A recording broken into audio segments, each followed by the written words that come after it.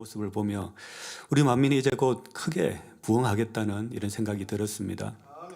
우리도 이제 당회장님을 도와 민족 복음화와 세계 선교를 장대히 이루기 위해 우리가 더욱 크고 깨끗한 그릇으로 준비되기를 원합니다. 이를 위해 주님을 향한 우리의 신앙을 점검하고 신앙생활의 본질을 다시 한번 깊이 생각하는 시간이 되기를 원합니다. 마태복음 8장에는 로마 백부장 이야기가 나옵니다. 8장 6절에 백부장은 예수님께 이렇게 간청합니다. 주여, 내 하인이 중풍병으로 집에 누워 몹시 괴로워하나이다. 이방인이었던 백부장은 하인의 고통을 안타까워하며 예수님께 간절히 도움을 요청했습니다. 여기서 말하는 백부장은 우리가 회사에서 흔히 부르는 최 부장님, 윤 부장님 같은 사람이 아닙니다. 백부장은 로마 제국이 이스라엘을 다스리기 위해 파견한 군대 장교였습니다. 당시 가장 높은 직책은 총독이었고 예수님을 십자가에 못 박으라고 판결한 본디오 빌라도가 그 시대 총독이었습니다. 총독 아래에는 천부장이 있었고 또 그 아래 백부장님이 있었습니다. 백부장은 약 100명의 군사를 지휘하는 장교로 높은 지위에 있었습니다. 그런데도 그는 비지배국 사람인 예수님께 겸손하게 나아갔습니다. 그는 예수님께 자신의 하인이 중풍병으로 자리에 누워 몹시 괴로워한다고 말씀드렸습니다. 예수님께서는 백부장에게 말씀하시기를 내가 가서 고쳐주리라. 백부장은 대답했습니다. 주여, 내 집에 들어오심을 나는 감당치 못하겠사오니 다만 말씀으로만 하옵소서. 그러면 내 하인이 낫겠삼나이다. 백부장은 예수님의 말씀만으로도 하인이 치료받을 수 있다는 믿음을 가졌습니다. 그래서 굳이 예수님께서 집에까지 오실 필요는 없다고 말씀드렸습니다. 하나님께서는 말씀으로 무에서 유를 창조하셨습니다. 창세기 1장 3절에 하나님이 가라사대 빛이 있으라 하심에 빛이 있었고 라고 말씀하십니다. 말씀으로 우주와 천하 만물을 만드시고 영의 세계와 온 우주와 이 땅의 질서를 세우시고 생명체를 만드셨습니다. 이처럼 하나님의 말씀은 단순한 소리가 아니라 진리이며 만물을 창조하신 하나님의 창조의 능력이 담겨 있습니다. 요한복음 1장 1절에 태초에 말씀이 계시니라. 이 말씀이 하나님과 함께 계셨으니 이 말씀은 곧 하나님이시니라 라고 말씀하셨고, 또 14절에 말씀이 육신이 되어 우리 가운데 거하심에 우리가 그 영광을 보니 아버지의 독생자의 영광이요 은혜와 진리가 충만하더라 라고 기록되어 있습니다. 이로써 우리는 예수님이 곧 말씀 자체이시며 근본적으로 하나님이심을 알 수 있습니다. 따라서 예수님의 말씀 속에는 하나님께서 말씀으로 천지를 창조하신 권능이 담겨 있습니다. 백부장은 이 창조의 능력을 믿었기에 이렇게 고백할 수 있었습니다. 다만 말씀만 하옵소서. 그러면 내 하인이 낫겠나이다. 백부장은 자신의 지식이나 경험에 의존하지 않고 하나님의 능력을 전적으로 신뢰했습니다. 예수님께서는 백부장의 믿음을 보시고 내가 진실로 너희에게 이르노니 이스라엘 중 아무에게서도 이만한 믿음을 만나보지 못하였노라. 가라, 내 믿은 대로 될지어다 라고 말씀하시자 그 즉시 하인이 중풍병을 고침받은 것입니다. 성도님들, 백부장은 어떻게 이런 큰 믿음을 가지고 믿음의 고백을 할 수 있었을까요? 반면 마가복음 9장에는 귀신 들린 아들을 예수님께 데려와 귀신을 내쫓아 주기를 간청하는 아버지의 이야기가 나옵니다. 그 아이는 귀신 들려 심한 경련을 일으키고 땅에 엎드려져 구르며 입에 거품을 흘렸습니다. 마가복음 9장 24절에 아버지는 이렇게 간청합니다. 곧 그 아이의 아비가 소리를 질러 가로되 내가 믿나이다. 나의 믿음 없는 것을 도와주소서. 이 아이의 아버지도 예수님의 권능으로 많은 사람들이 치료받는 것을 보고 들었지만 여전히 믿음이 부족했습니다. 예수님 앞에 나아갔지만 로마 백부장처럼 말씀만 해주셔도 치료받겠다는 믿음의 고백을 하지 못했습니다. 대신 그는 이렇게 간청했습니다. 나의 믿음 없는 것을 도와주소서. 왜 이 아버지는 온전한 믿음을 가지지 못했을까요? 야고보서 2장 22절에 내가 보거니와 믿음이 그의 행함과 함께 일하고 행함으로 믿음이 온전케 되었느니라 하신 말씀에서 알 수 있듯이 믿음이 온전하게 되기 위해서는 반드시 행함이 필요합니다. 백부장은 창조주이신 예수님께서 말씀만 하셔도 하인이 치료받을 것이라는 확신이 있었고 그 믿음이 온전해지기 위한 행함이 있었지요. 요한일서 3장 21절과 22절에는 사랑하는 자들아 만일 우리 마음이 우리를 책망할 것이 없으면 하나님 앞에서 담대함을 얻고 무엇이든지 구하는 바를 그에게서 받나니 이는 우리가 그의 계명들을 지키고 그 앞에서 기뻐하시는 것을 행함이라 하신 말씀에서 알 수 있듯이 하나님의 계명을 지킬 때 하나님 앞에 담대함을 얻고 믿음의 고백을 드릴 수 있는 것이지요. 백부장의 삶은 사랑과 섬김의 행함이 가득한 삶이었습니다. 그는 자신의 병을 치료받거나 승진이나 가족 문제를 위해 예수님께 나아간 것이 아니었습니다. 오히려 하인의 고통을 보고 예수님께 도움을 구했지요. 이처럼 그의 사랑과 섬김의 행함은 믿음을 온전케 했고 그러므로 그에게는 영적인 믿음이 주어졌으며 예수님 앞에서 믿음의 고백을 할 수 있었습니다. 여기서 또 한 가지 생각해 볼 부분이 있습니다. 이 백부장의 간증이 가브나움에 퍼지자 한 성도가 이 간증을 듣고 이렇게 생각했습니다. 나도 우리 어머니가 아프니까 예수님께 나아가서 어머니를 위해 기도받아야겠다.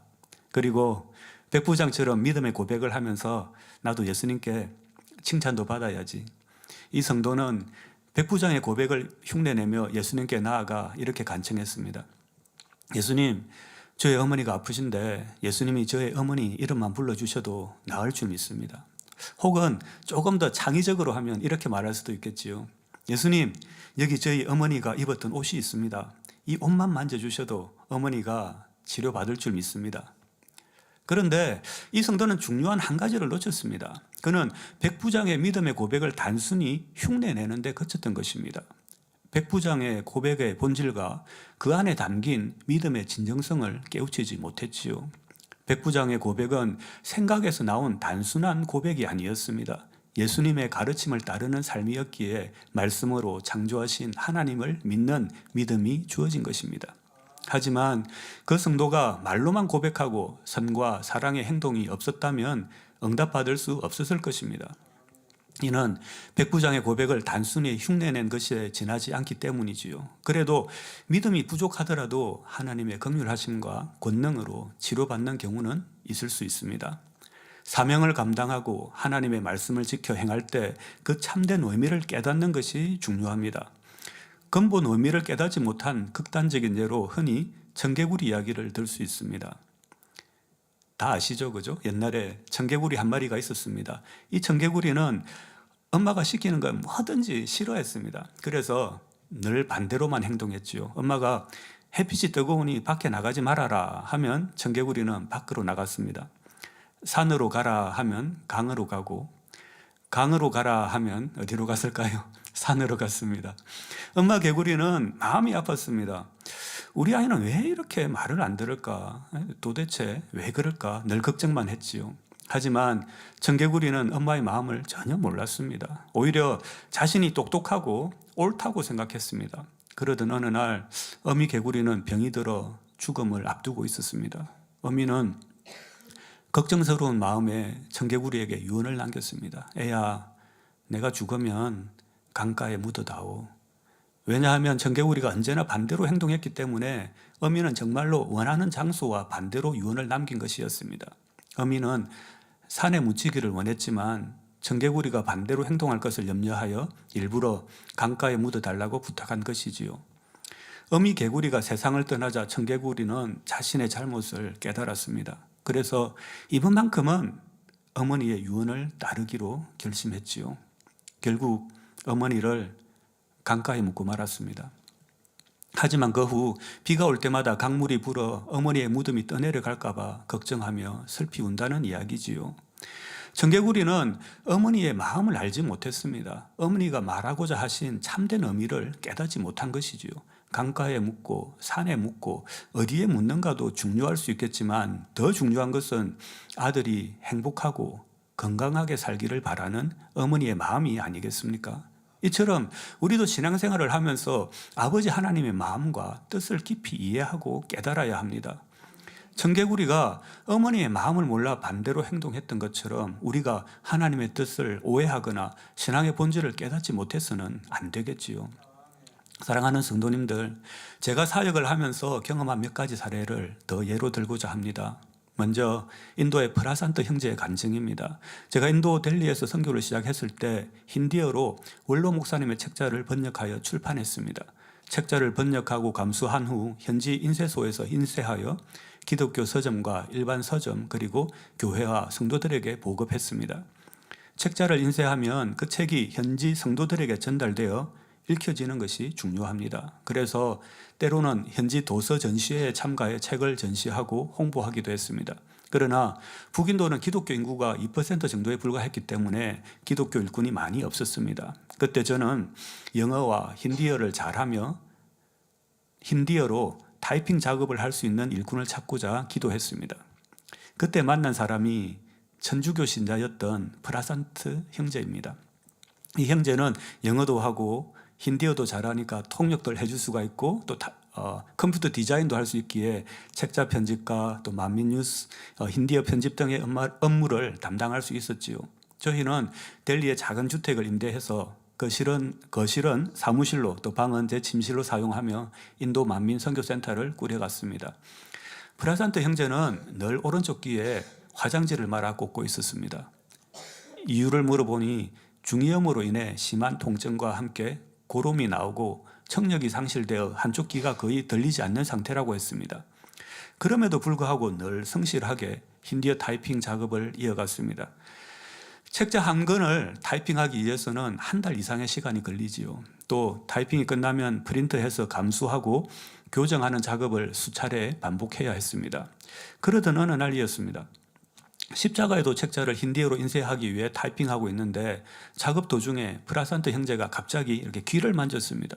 무슨 일이냐고 물어보니 갑자기 귀에서 딱 하는 소리가 들리더니 이 들리지 않던 한쪽 귀에서 소리가 들리기 시작한다는 것입니다. 저도 너무 놀랍고 기뻤습니다.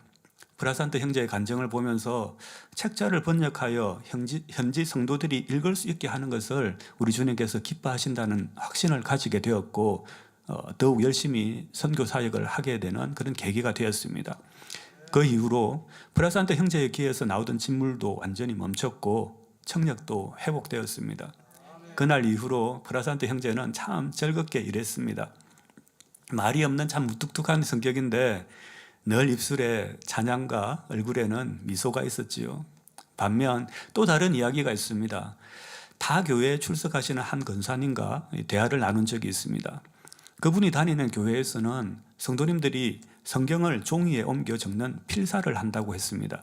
창세기부터 요한계시록까지 성경을 손으로 옮겨 적는 것입니다. 이 권사님은 청년 시절부터 성경을 필사하여 지금까지 성경 전체를 10번이나 필사했다고 하셨습니다. 성경 필사를 시작하기 전에는 목욕을 하시고 정성을 다해 필사를 하는데 혹 옮겨 적다 실수를 하면 그 부분만 수정하는 것이 아니라 그 장을 처음부터 다시 적는다고 하셨지요. 정말 대단하지 않습니까? 성경을 손으로 한 글자 한 글자 옮겨 적는 일이 얼마나 많은 시간과 노력을 필요로 하는지 우리는 잘 알고 있습니다. 그분의 노력을 인정받아 그 교회에서는 감사패를 수여했고 그분이 필사한 성경은 교회에 전시되어 있다고 했습니다. 그러나 그 권사님은 신장 질환으로 인해 이틀에 한 번씩 신장 투석을 받아야 하는 어려움을 겪고 계셨습니다. 성경 전체를 10번이나 필사했지만 여전히 건강은 나아지지 않았던 것입니다. 그렇게 수고하며 애썼지만 여전히 힘겨운 연단 속에서 신앙생활 하시는 권사님의 이야기를 들으니 너무나 마음이 아팠습니다. 이 두 가지 간증을 비교해 보면 프라산트 형제는 말씀을 타이핑하며 치료를 받았습니다. 반면 성경을 필사한 권사님은 여전히 질병으로 고통받고 계셨습니다. 그럼 우리가 타이핑을 해야 될까요? 필사를 해야 될까요?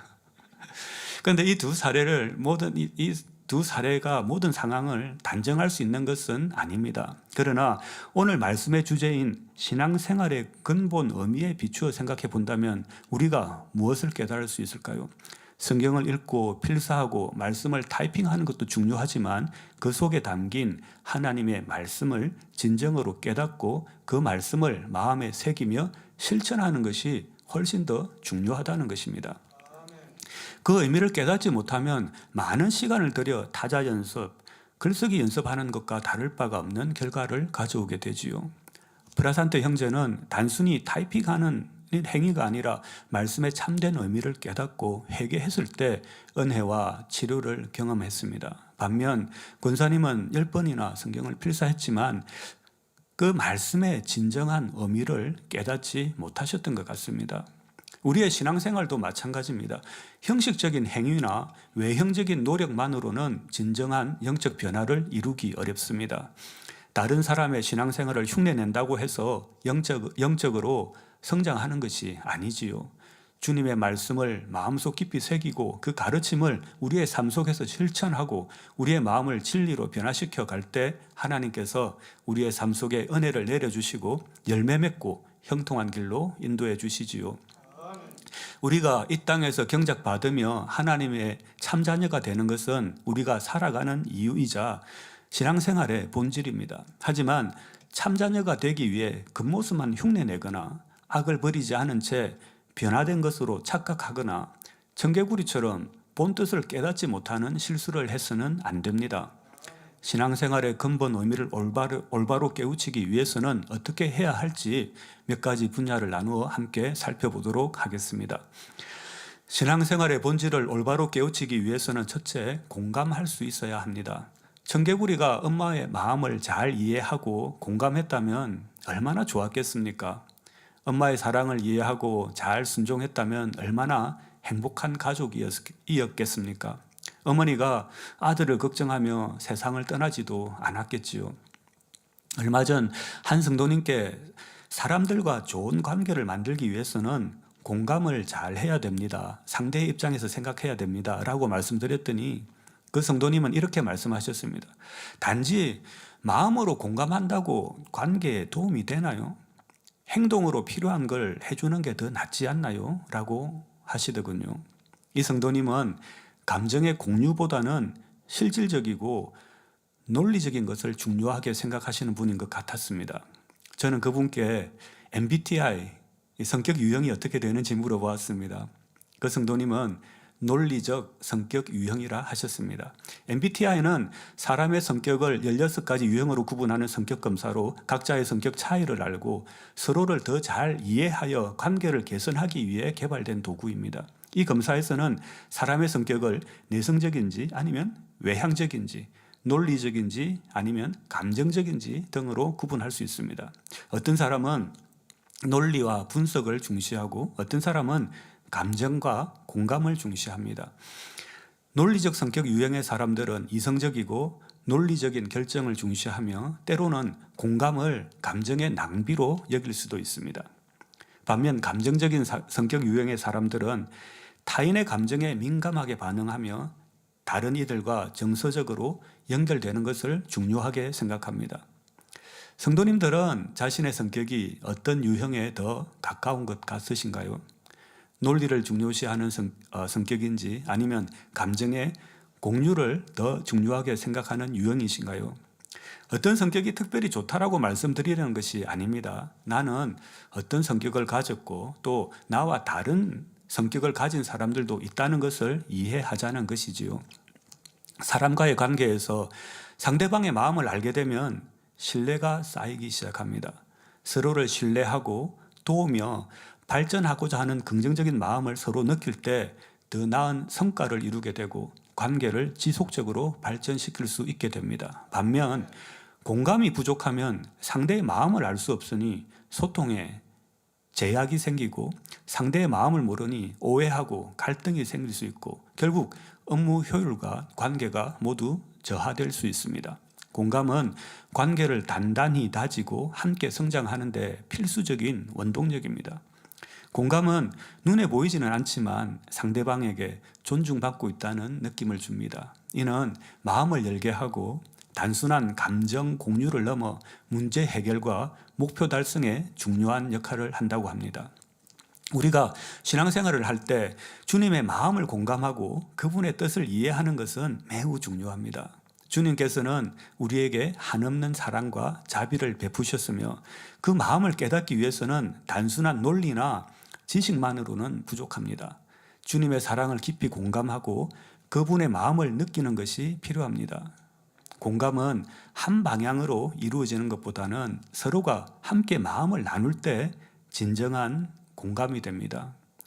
나는 저 사람을 이해를 했는데 상대는 나를 이해하지 못한다면 공감이 아니죠. 그죠? 서로 감정을 주고받는 것입니다. 내가 주님을 사랑하지만 주님께서 나를 어떻게 바라보시는지, 주님은 나를 어떻게 생각하고 계신지, 또 나에게 어떤 계획을 가지고 계시는지 그것을 깨달을 때 우리는 주님의 뜻에 더욱 가까이 다가갈 수 있습니다. 이는 우리의 신앙이 단순히 지식이나 행위에 그치는 것이 아니라 주님과 내가 서로 공감하며 마음을 나눌 때 신앙생활은 더욱 행복해지고 주님과의 사랑이 더욱 깊어지게 됩니다. 결국 하나님의 마음을 잘 헤아린다는 것은 하나님의 마음을 잘 알고 공감할 수 있다는 것이지요. 물론 성령의 감동을 받아 아버지 하나님의 마음을 알 수도 있지만 온전한 영의 마음을 이루어 아버지 하나님의 마음을 깨우칠 수 있다면 더욱 좋겠지요. 믿음의 5단계, 즉 온영의 단계는 하나님의 참 자녀로서 하나님의 마음을 헤아리고 순종할 수 있게 되는 것이지요. 그렇지만 요한일서 4장 20절 말씀처럼 누구든지 하나님을 사랑하노라 하고 그 형제를 미워하면 이는 거짓말하는 자니 보는 바 그 형제를 사랑치 아니하는 자가 보지 못하는 바 하나님을 사랑할 수가 없느니라 라고 말씀하셨습니다. 우리가 눈에 보이는 형제를 사랑하지 않는다면 보이지 않는 하나님을 사랑할 수 없습니다. 이는 곧 함께 생활하는 이웃과 가족과 형제 자매와 그 마음을 공감하지 못한다면 어떻게 보이지 않는 하나님과 서로 마음을 주고받으며 공감할 수 있을까요? 친한 사람과 가족과 공감하는 것은 당연한 일입니다. 그렇지만 나와 다른 사람들과 그 마음을 공감하는 것이 필요하지요. 종종 우리는 상대의 아픔을 보아도 상대방의 고통을 함께 나누지 못하는 경우가 있습니다. 때로는 바쁜 일상 속에서 혹은 업무 성취를 우선시하다 보니 함께 일하는 동료들의 마음과 아픔을 돌보지 못할 때도 있습니다. 가끔 우리는 이렇게 말하기도 합니다. 별일도 아닌데 왜 그렇게 예민하게 굴어? 라고 하며 상대의 상황을 가볍게 여기고 그들의 감정을 무시하거나 축소해버리기도 합니다. 또 네가 잘못해서 그런 거잖아. 돌아보세요. 라고 하며 지적과 비난의 말을 던지기도 하지요. 어떤 경우에는 다른 사람들에 비하면 너는 그래도 괜찮은 편이야 라며 비교의 말을 통해 상대를 위로한다고 하지만 그 말이 오히려 상대의 마음에 깊은 상처를 주기도 합니다. 이렇게 상대를 위로한다고 했던 말들이 그들의 감정을 무시하고 상처를 주었다는 사실조차 깨닫지 못할 때도 있습니다. 논리적인 성격만으로 신앙생활을 하면 율법적인 틀에 갇혀 교리와 규칙만 지나치게 중시할 위험이 있습니다. 예배에서 시간을 지키거나 옷차림, 앉아있는 자세 등 외적인 형식에만 집중하다 보면 정작 하나님과의 교제를 놓치고 함께한 사람들의 마음을 헤아리지 못할 수도 있습니다. 그 결과 예배가 기쁘고 즐거운 시간이 아니라 단순히 의무를 이행하는 형식적인 행위로 전락할 위험이 있습니다.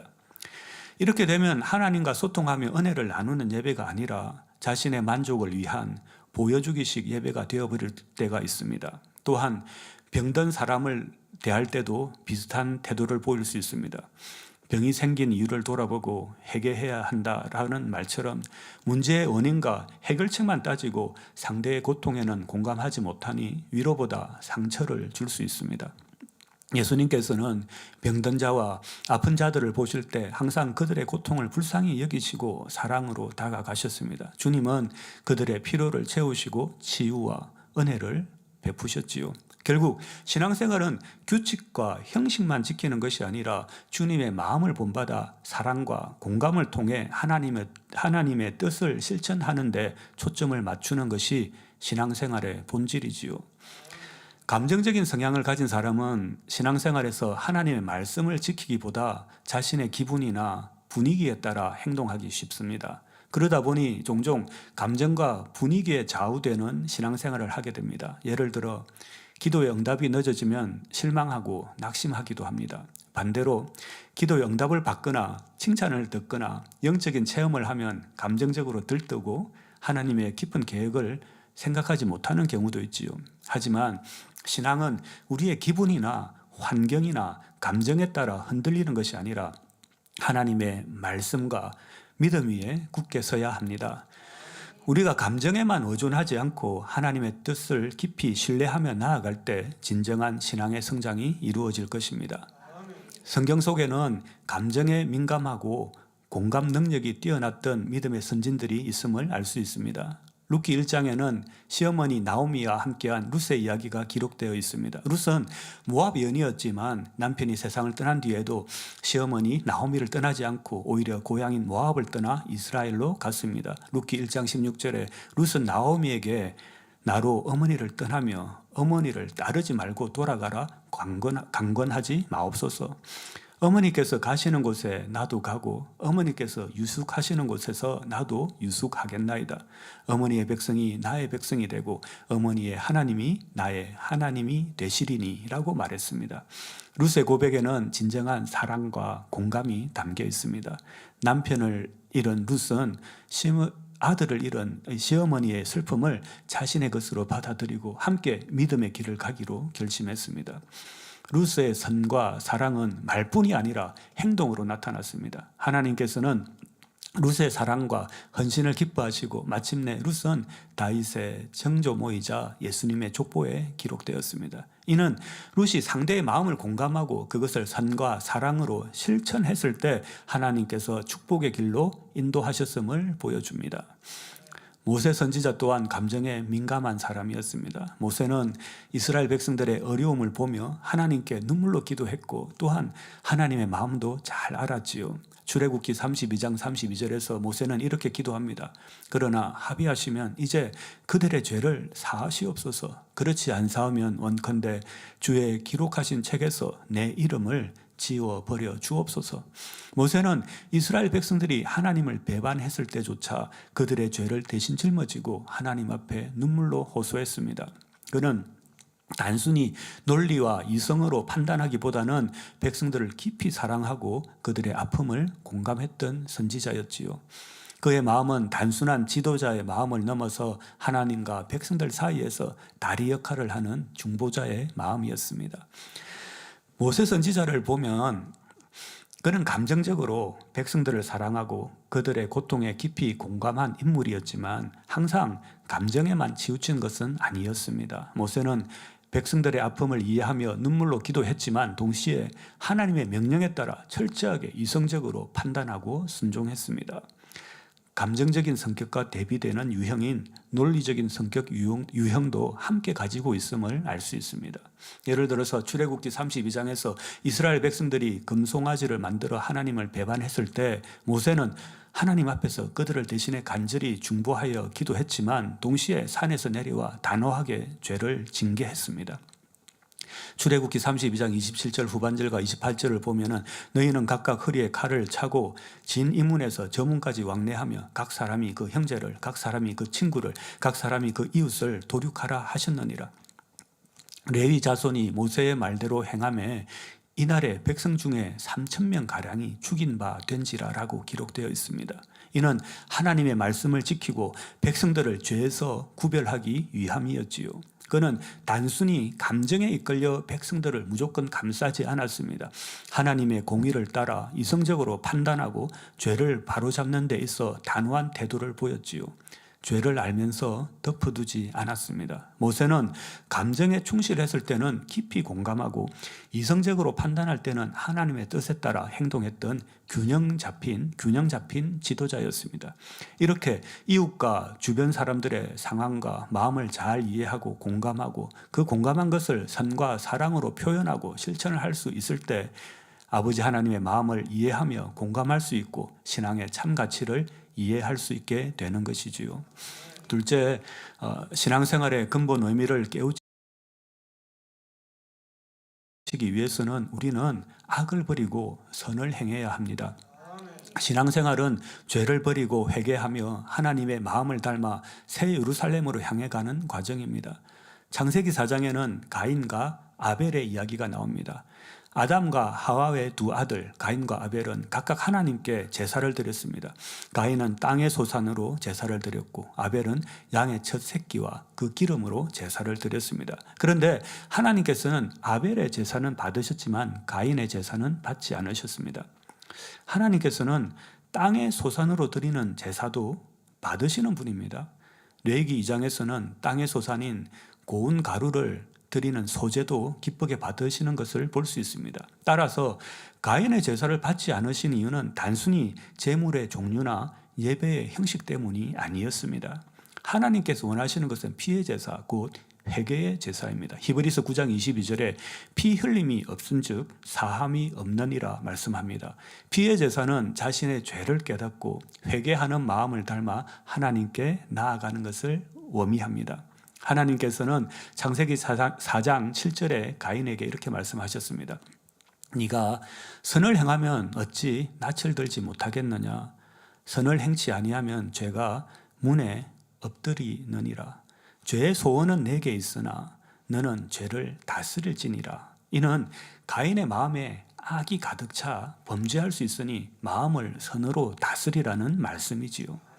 하나님께서 가인의 제사를 받지 않으신 이유는 제물 그 자체가 아니라 그의 마음과 태도가 선하지 않았기 때문입니다. 가인은 형식적으로 예배를 제사를 드렸지만 그의 마음은 이미 형제에 대한 시기와 질투로 가득 차 있었습니다. 반면 아벨은 하나님을 향한 진심 어린 사랑과 순종의 마음으로 제사를 드렸기에 하나님께서 아벨의 제사를 받으셨습니다.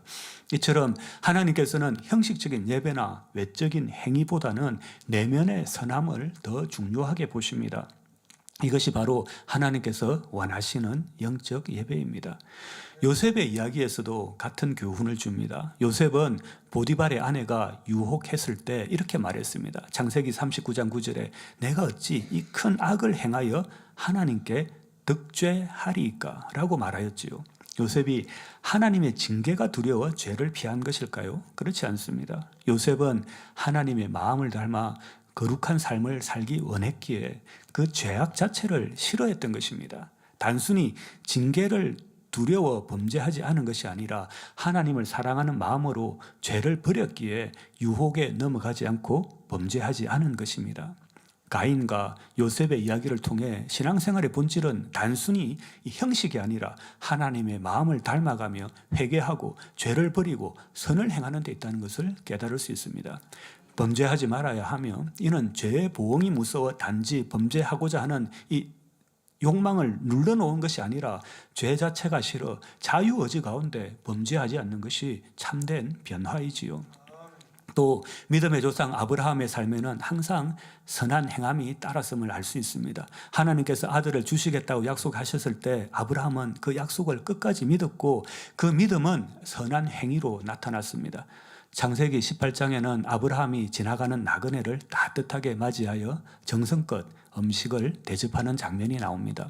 히브리서 13장 2절에 아브라함은 그 나그네가 천사임을 알지 못한 채 부지 중에 대접했다 합니다. 그 후 하나님께서는 사라가 아들을 낳을 것이라는 약속을 다시 확인해 주셨습니다. 아브라함의 이러한 행동은 단순한 환대가 아니라 그의 선한 마음과 삶의 태도를 보여줍니다. 우리도 단지 입술로 하나님을 믿습니다 라고 고백하는 데 머무르지 않고 우리의 삶 속에서 그 믿음이 선한 열매로 드러나야 합니다. 신앙생활의 본질은 우리의 믿음을 행함과 선한 삶으로 증명하는 것입니다. 하나님께서는 우리가 악을 버리고 이웃에게 선을 행하는 삶을 통해 영광 받으시며 그런 삶을 기뻐하십니다. 이것이 바로 하나님께서 원하시는 신앙의 본질이지요. 또 신앙의 본질을 올바로 깨우치기 위해서는 세 번째로 범사에 감사하며 하나님의 뜻을 알기 위해 기도해야 합니다. 우리가 인생을 살아가다 보면 크고 작은 문제들을 만날 때 어떻게 문제를 풀어가십니까? 수학 문제를 풀 때 올바른 공식을 알고 그 공식에 대입해야 문제를 풀 수 있듯이 인생의 문제를 해결할 때도 어떤 공식을 적용하느냐가 중요합니다. 만약 공식을 잘못 알거나 엉뚱한 공식을 대입하면 문제를 해결하는데 시간이 걸리거나 오래 걸리거나 아니면 잘못된 오답을 얻을 수밖에 없습니다. 문제를 해결하기 위해 우리는 종종 감정적으로 해결하거나 아니면 세상의 경험을 의지하여서 그 답을 찾으려고 합니다. 하지만 그 방법이 선하지 않거나 진리에 어긋난다면 일시적으로는 문제가 해결된 것처럼 보일 수 있지만 근본적으로는 문제가 해결되지 않았기에 결국 또 다른 문제가 생기게 됩니다. 데살로니가전서 5장 16절에서 18절은 이렇게 말씀합니다. 항상 기뻐하라, 쉬지 말고 기도하라, 범사에 감사하라. 이는 그리스도 예수 안에서 너희를 향하신 하나님의 뜻이니라. 이 말씀은 우리 인생의 문제를 해결하기 위한 기본 공식입니다. 기뻐하고 기도하고 감사하는 삶은 우리를 하나님의 뜻 안에서 바른 길로 인도합니다. 하지만 이 순서를 조금 바꾸어 생각해 보는 것도 필요합니다. 예를 들어서 길을 가다가 누가 나를 욕하고 때렸는데 웃으면서 기뻐하고 있다면 다른 사람들에게 이상하게 보일 것입니다. 또 어떤 사람이 부모님을 욕하는데 아무 반응 없이 기뻐한다면 이는 적절하지 않지요. 또한 문제가 생겼는데 나는 이제 어떤 상황에서도 기뻐할 수 있는 사람이 되었으니까 영적으로 많이 성장했다고 착각해서는 안 되지요. 먼저 감사부터 해야 됩니다. 하나님을 신뢰하기에 이러한 환경을 허락해 주신 아버지 하나님께 감사할 수 있는 것입니다. 그리고 왜 이러한 상황을 허락하셨는지 기도하며 하나님의 뜻을 구해야 하지요. 하나님의 뜻을 깨닫고 그 뜻에 순종할 때 하나님께서는 우리의 마음에 영적인 믿음과 응답받았다는 확신을 주십니다. 그리고 그 확신이 우리 마음속에서 기쁨을 샘솟게 하지요. 세상이 줄 수 없는 기쁨입니다. 평범한 환경이나 반복되는 일상 속에서도 감사의 조건을 찾아 범사에 감사해야 합니다. 좋은 환경을 응답받았을 때 감사하지만 시간이 지나 익숙해지면 주어진 환경에 대한 감사를 잊어버리기도 하지요. 감사는 특별한 순간에만 하는 것이 아니라 반복되는 일상 속에서도 지속적으로 감사하며 하나님의 마음을 알기 위해 기도해야 하지요. 한 형제가 있었습니다. 그는 매일 자전거를 타고 다녔기에 오토바이를 구입하는 것이 오랜 소원이었습니다. 오토바이를 타고 바람을 가르며 출근하는 자신의 모습을 상상하며 열심히 월급을 모아 중고 스쿠터를 하나 구입하게 되었습니다. 이 형제는 주님께 감사의 기도를 드리며 행복한 날들을 보냈습니다. 매일 스쿠터를 타고 출근하는 것이 기쁨이었지요. 하지만 이 기쁨도 잠시 어느 날 신호 대기를 하고 있는데 옆에 더 크고 성능 좋은 새 오토바이를 탄 친구를 만났습니다. 그 순간 자기 스쿠터죠. 너무 초라하게 느껴졌고 마음속에 감사가 사라졌다고 했습니다. 또 다른 이야기도 있습니다. 한 부부는 많은 반대와 어려움을 이겨내며 열심히 기도한 끝에 결혼에 성공했습니다. 신혼 시절은 너무나 행복했고 서로에게 감사가 넘쳤습니다. 하지만 시간이 지나면서 처음의 감사와 행복은 점점 사라지고 아내나 남편에 대한 원망과 불편함으로 변질되고 말았습니다. 이 두 이야기는 우리가 처음 받았던 은혜와 감사의 마음을 시간이 지나면서 잊어버릴 수 있다는 것을 보여줍니다. 그러나 감사는 순간적인 감정이 아니라 우리 삶의 태도이며 신앙의 중요한 기초가 되어야 합니다. 받은 축복이 익숙해질 때에도 하나님께 감사하는 마음을 잃지 않는 것이 중요합니다. 우리가 기도하며 하나님의 뜻을 알기 위해 노력할 때 비로소 진정한 감사를 드릴 수 있습니다. 예를 들어서 내가 스쿠터를 타고 출근할 때 하나님은 나를 어떻게 보고 계실까? 하나님의 마음을 알기 위해 기도해야 합니다. 비록 네가 스쿠터를 타지만 나는 너를 사랑하고 소중하게 여긴단다 하는 우리 주님의 마음을 느낄 수 있지요. 또 내가 결혼 생활을 할 때 하나님은 나를 어떻게 생각하실까? 하나님은 왜 나에게 가족을 허락하셨을까? 기도해 보아야 합니다. 아들아 또는 딸아, 내가 이 아들을, 이 딸을 너에게 맡겼다. 잘 섬기고 사랑해 주기를 부탁한다는 우리 주님의 마음을 느낄 수도 있지요. 이렇게 하나님의 시선에서 나를 바라보며 감사할 때 우리의 감사는 단순한 감정이 아니라 신앙의 고백이 됩니다. 우리의 일상 속 아주 사소한 것들에도 감사해야 합니다. 마실 물이 있음에도 감사하고 음식을 먹을 수 있음에도 감사하며 우리가 호흡할 수 있는 이 공기가 있음에도 감사해야 합니다. 또한 우리에게 생명을 주신 하나님께 감사드리고 매일 아침 새로운 하루를 허락해 주신 것에 감사해야 합니다. 이 모든 귀한 것들을 주신 하나님의 마음을 헤아릴 때 우리의 마음에는 더 큰 감사가 넘치게 됩니다. 우리가 이 땅에 태어나 살아가고 있음에도 감사해야지요. 어떤 사람은 내가 태어나고 싶은 것도 아닌데 태어났다며 자신을 낳아준 부모님을 원망하기도 하고 자신의 생명을 저주하기도 합니다. 그렇지만 우리는 범사에 감사하면서 하나님의 마음을 알기 위해 기도해야 하지요. 내가 이 땅에 왜 태어났고 아버지 하나님은 나에게 어떤 마음을 가지고 계시고 하나님의 계획은 무엇인지 알기 위해 기도해야 하지요. 사명을 처음 받았을 때 얼마나 감사하셨는지요. 그리고 시간이 지나면서 그 감사를 잊어버리지는 않았는지요. 그 사명을 주신 아버지 하나님께 감사하며 하나님의 마음은 무엇인지 알기 위해 기도해야 합니다. 예배를 드릴 때에도 습관이 되어버린 예배가 아니라 매일매일 새로운 예배가 되어야 합니다. 성경 말씀을 읽고 또 읽어도 아는 구절을 읽어도 은혜가 넘치는 것처럼 우리가 이 예배를 허락하신 하나님께 감사드리며 하나님께서 오늘 나에게 하시고자 하시는 말씀이 무엇인지 들으려고 해야 합니다.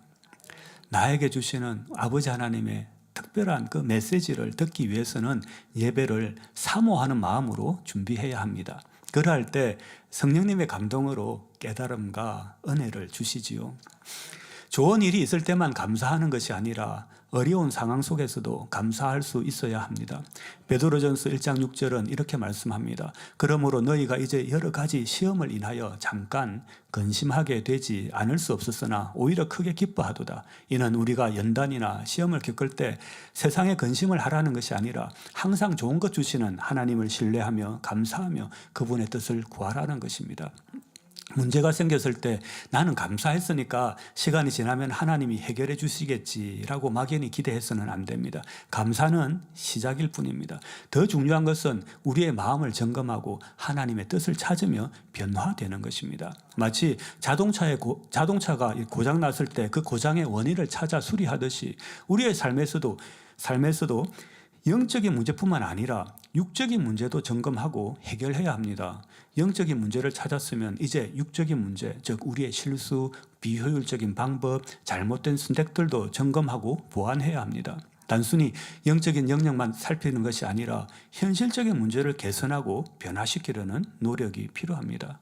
우리의 부족함을 깨닫고 회개하며 개선하고 변화될 때 하나님께서는 우리 마음에 치료와 응답의 확신을 주십니다. 영적인 믿음을 주시며 그 믿음이 마음 깊은 곳에서 기쁨을 넘치게 하시니 우리는 항상 기뻐할 수 있습니다. 이로 인해 세상이 줄 수 없는 참된 평안과 기쁨이 우리 마음속에서 흘러넘치게 됩니다. 기억하시기 바랍니다. 이것이 인생의 문제를 해결하는 공식입니다. 첫째, 범사에 감사하십시오. 둘째, 하나님의 뜻을 알기 위해 기도하십시오. 그리고 하나님의 뜻에 순종하십시오. 그러면 하나님께서 응답 주신다는 영적인 믿음을 우리에게 주시고 우리의 마음속에 기쁨이 샘솟게 됩니다. 이렇게 우리는 아버지 하나님의 마음을 깨달아 순종하는 것이 신앙생활의 본질입니다. 결론을 말씀드리겠습니다. 사랑하는 성도님들, 미가서 6장 8절에 말씀하시기를 사람아 주께서 선한 것이 무엇임을 내게 보이셨나니 여호와께서 내게 구하시는 것이 오직 공의를 행하며 인자를 사랑하며 겸손히 내 하나님과 함께 행하는 것이 아니냐라고 하셨습니다. 우리는 이 말씀처럼 형식에 치우치거나 흉내내는 신앙생활을 경계해야 합니다. 우리 당회장님께서도 설교에서 말씀해 주신 것 같이 아버지 하나님의 마음과 뜻을 알고 행함에 있어 선과 사랑의 마음을 담아야 하지요. 이렇게 신앙의 본질을 이해하기 위해 우리에게 필요한 세 가지를 다시 한번 간단하게 정리해 보겠습니다. 첫째, 공감할 수 있어야 됩니다. 공감은 관계를 이어주는 기초이며 하나님의 사랑을 실천하는 첫걸음입니다. 우리도 주님의 마음을 닮아 이웃과 형제 자매들의 아픔과 필요를 공감하고 사랑으로 섬기는 삶을 살아야 합니다. 둘째, 악을 버리고 선을 행하는 것입니다. 신앙은 단순히 죄를 피하거나 눌러놓는 것이 아닙니다. 죄를 진정으로 미워하여 버리며 우리 마음의 선과 사랑의 열매를 맺어야 합니다. 셋째, 범사에 감사하며 하나님의 뜻을 구하는 것입니다. 감사는 단순한 감정 표현으로 그쳐서는 안 됩니다. 하나님의 뜻을 찾아 순종하며 행동으로 실천해야 하지요. 요한복음 15장 5절에 나는 포도나무요 너희는 가지니 저가 내 안에 내가 저 안에 있으면 이 사람은 과실을 많이 맺나니 나를 떠나서는 너희가 아무것도 할 수 없음이라 하신 말씀과 같이 늘 우리가 주님 안에 거하고 늘 우리가 주님과 동행하는 행복한 신앙생활을 하여서 삶에서도 풍성한 열매를 맺고 많은 영혼들을 주님 품으로 인도하고 아름다운 새 예루살렘에 이르는 저와 여러분이 되기를 주님의 이름으로 기원드립니다. 들으신 말씀을 생각하시면서 함께 기도하시겠습니다. 사랑의 아버지 하나님 감사드립니다. 우리가 이 신앙생활의 본질을 깨달아서 성결을 이루며 우리의 성결한 삶이 이방인에게 이 성결한 모습으로 전파될 수 있도록 도와주시옵소서. 그래서 우리가 당회장님을 도와 민족복음화 세계선교를 장대히 이루며 주님 오심을 준비하는 우리가 될 수 있도록 도와주시옵기를 원합니다. 감사드리며 우리 주 예수 그리스도의 이름으로 기도하옵나이다. 아멘. 만미 전향 80